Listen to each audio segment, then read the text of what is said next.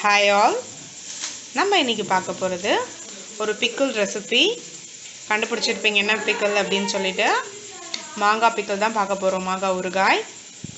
அதுக்கு நான் இன்றைக்கி ஒரு மாங்காவை, பழமாங்காய் இது, அதை வில்லையாக கட் பண்ணி எடுத்து வச்சுருக்கேன். இங்கே பாருங்கள்,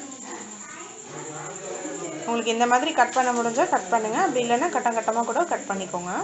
இப்போ இதை அலம்பி எடுத்து வச்சுருக்கேன். இது கூட கொஞ்சம் உப்பு ஆட் பண்ணிக்கிறேன், கல் உப்பு இப்போ ஆட் பண்ணியாச்சு. இது கூட கொஞ்சமாக தண்ணி விட்டுருக்கேன். அடுத்து 2 ஸ்பூன் நல்லெண்ணெய் இதோட விடுறோம். இப்போது குக்கரில் 3 விசில் வர வரையும் நம்ம மாங்காவை வச்சுக்கணும். இது பழக்காய் அப்படிங்கிறதுனால இதில் 3 விசில் விடணும். இதே காயாக இருந்தது அப்படின்னா 2 விசிலே போதுமான அளவு. இப்போது இதை எடுத்து நம்ம ப்ரெஷர் பேனில் வச்சிடலாம். இப்போது இது ஒரு 3 விசில் வரட்டும். வந்ததுக்கப்புறம் நம்ம ஆஃப் பண்ணிடலாம். அதுக்கப்புறம் நான் காமிக்கிறேன். 2 ஸ்பூன் வெந்தயம் வறுத்து எடுத்து வச்சுருக்கேன். கட்டி பெருங்காயம் ஒரு 4 சின்ன கட்டியாக 4 எடுத்து வச்சுருக்கேன், எண்ணெயில் பொரித்து. அப்புறம் காரத்துக்கு தகுந்தாப்பில் காஞ்ச மிளகாய் எடுத்துக்கோங்க. அது எல்லாத்தையும் நான் வறுத்து இன்றைக்கி எடுத்து வச்சுருக்கேன். இது எல்லாத்தையும் நல்லா மிக்சியில் போட்டு ஃபைனாக அரைச்சி எடுத்துக்கலாம். இப்போ பாருங்கள், இதை கிரைண்ட் பண்ணி எடுத்து வச்சுருக்கேன். இதில் எல்லாத்தையும் நம்ம யூஸ் பண்ண போகிறதில்ல, பார்த்துட்டு தேவையான அளவு தான் எடுத்துக்க போகிறோம்.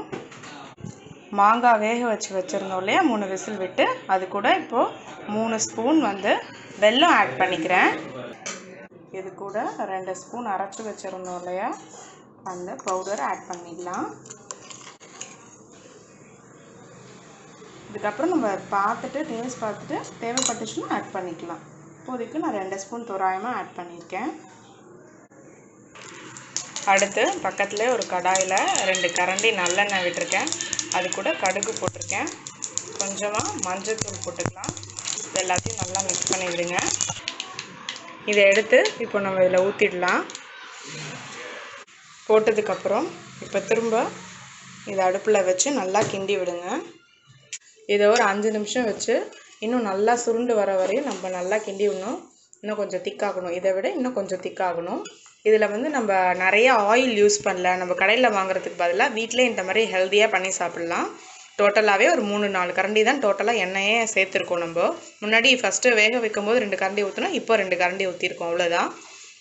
இது நல்லா சுருண்டு வந்ததுக்கப்புறம் நம்ம உங்களுக்கு வெயில் வீட்டுக்கிட்ட வரும் அப்படின்னா அதுக்கிட்ட வச்சு நீங்கள் எடுத்தீங்க அப்படின்னா இந்த ஊறுகாய் நாள்படவே இருக்கும், கெட்டு போகாது. மெயினாக என்னென்னாங்க, தேவைப்படும் போது அந்த நேரத்துக்கு சாப்பிடும்போது எடுத்துகிட்டு உடனே நீங்கள் ஃப்ரிட்ஜில் வச்சுடுங்க. வெளியில் வைக்காதீங்க. வெளியில் வச்சா சீக்கிரமாக கெட்டு போயிடும். நீங்கள் ஃப்ரிட்ஜில் வச்சு இருந்தீங்கன்னா ரொம்ப நாள் வரையும் நீங்கள் யூஸ் பண்ணலாம். ஒரு 2 மினிட்ஸ் நல்லா வதக்குனதுக்கப்புறம் நல்லா மிக்ஸ் பண்ணிவிட்டு இதை கொஞ்சம் எடுத்து டேஸ்ட் பாருங்கள். உப்பு காரம் எல்லாம் கரெக்டாக இருக்கா அப்படின்னு சொல்லிவிட்டு ஏதாவது தேவைப்பட்டுச்சுன்னா இந்த ஸ்டேஜில் போட்டுட்டு இன்னும் நல்லா மிக்ஸ் பண்ணி விடுங்க. மெயினாக இது நம்ம வெயிலில் வச்சு எடுத்தோம் அப்படின்னா அதோட டேஸ்ட் ரொம்பவே நல்லாயிருக்கும். இப்போ 5 மினிட்ஸ் ஆகிடுச்சு ஃப்ரெண்ட்ஸ். பாருங்கள், முன்னாடியோட இன்னும் கொஞ்சம் திக்காக இருக்குது. இதுதான் பதம். எனக்கு கொஞ்சம் சால்ட் கம்மியாக இருந்தது, நான் அதனால் அதையும் ஆட் பண்ணி அதோட மிக்ஸ் பண்ணிக்கிட்டேன். நீங்கள் செக் பண்ணி பார்த்துட்டு உங்களுக்கு வேறு ஏதாவது தேவைப்பட்டுச்சு அப்படின்னா இந்த ஸ்டேஜில் நீங்கள் ஆட் பண்ணிவிட்டு ஒரு 5 மினிட்ஸ் மிக்ஸ் பண்ணி விடுங்க. அவ்வளோதான் நம்ம சூப்பரான டேங்கியான மேங்கோ ஊறுகாய் ரெடி ஆகிடுச்சு. இதை நான் இப்போது வெயிலில் வச்சிடுறேன். ஒரு நாள் கிட்ட நல்ல வெயிலில் இருந்ததுன்னா போதுங்க, அவ்வளோதான். நல்லா ஆற வச்சு ஃப்ரிட்ஜில் எடுத்து வச்சுடுங்க. அதுக்கப்புறம் நம்ம தேவைப்படும் போது யூஸ் பண்ணிக்கலாம். அடுத்து இப்போ பாருங்கள், நம்மளோட சூப்பரான மாங்காய் தொக்கு ரெடி. இதை நல்லா நான் ஒரு நாள் ஃபுல்லாக வெயிலில் வச்சு எடுத்து வச்சுருக்கேங்க. ஒரு நாள் வச்சதுக்கப்புறம் நீங்கள் ஃப்ரிட்ஜில் எடுத்து ஸ்டோர் பண்ணிட்டீங்கன்னா நீங்கள் தேவைப்படும் போது யூஸ் பண்ணிக்கலாம். ட்ரை பண்ணுங்கள், டேஸ்ட் பண்ணுங்கள். தேங்க்யூ.